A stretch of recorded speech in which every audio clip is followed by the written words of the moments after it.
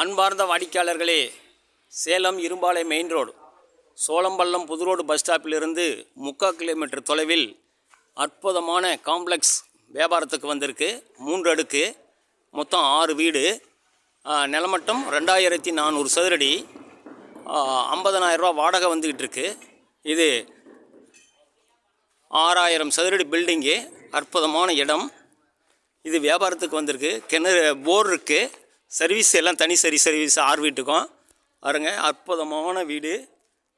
இந்த காம்ப்ளெக்ஸு வியாபாரத்துக்கு வந்திருக்கு. இது சம்பந்தமான தகவல்களுக்கு